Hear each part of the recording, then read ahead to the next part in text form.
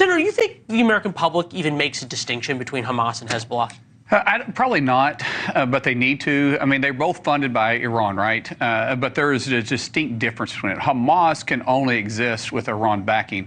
Hezbollah is a little more set in to a state, and they have more room to maneuver. It's actually very dangerous because Hezbollah, being as aggressive as they are right now, does send shockwaves throughout the Middle East. And I don't know if you paid attention today, but Erdogan said that he's open to entering Israel. Now, what does that mean? He didn't define that.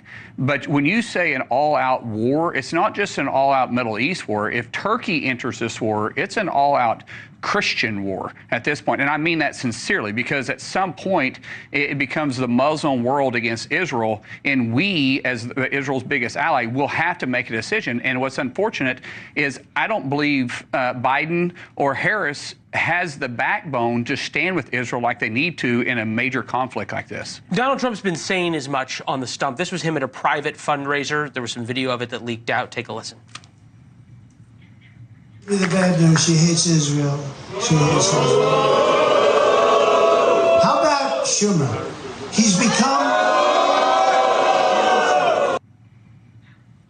Israel never used to be a politicized issue, right? You think about it all the way back into the 90s. AIPAC, which was the Israeli-American Political Affairs Committee, always donated to both sides equally. Now it is politicized. Is that good for Israel? It's absolutely not good for Israel, and I think the American people need to realize that we're supporting Israel not out of altruism. Israel is a strategic ally. We get intelligence from them. They're the only democracy in the Middle East. This is not a situation where it needs to be politicized, but unfortunately it has become politicized. And we've seen in the last 48 hours, Kamala Harris has not come out with a tweet condemning Hezbollah for killing 12 children on a soccer field. However, she did tweet about Venezuela's elections.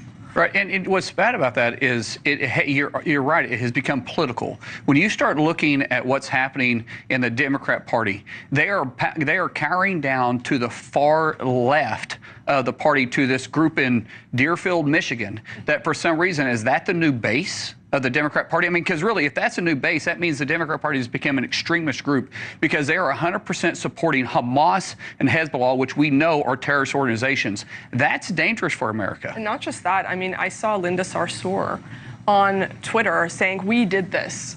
Our movement made Kamala Harris not show up to preside over Benjamin Netanyahu. But it's true. It's true. It's 100% true. In some ways, this becomes more dangerous, right? Because the Israelis, having been there for 4 years, I guess I can speak about this. When the Israelis feel alone, they, by necessity, when you say it's the whole Arab world against them, feel the need to be far more aggressive in their response. I don't think so. I think that, Israel is the only country that is not allowed to win a war. And the Biden-Harris administration has forced them to fight with one hand tied behind their back. You can retaliate with just a little. Why can't, if we'd have just given the arms that they need, the support that they need, would have been over in a couple weeks. Then it would have been over in a couple weeks. So many people's lives would have been saved. You're right, and I want to go back to what you said. It's not the Arab world. It's this extreme Muslim world. Like, you're not going to have Jordan get involved in this. You're not going to have UAE get involved in this. No, that's you're not going to get Saudi Arabia involved in this, right? You got the extreme groups that's backed by Iran that is getting involved in this. Erdogan is an extreme leader. He President of Turkey. It's good. Very fair point. We have to also point out, Erdogan is part of NATO. I mean, this is a NATO. With friends like Erdogan, he needs enemies. So this we got to run. Thank you very much. Thank you so much. Good to have you both. Thank you, sir. Great to have you both on set. Thank you.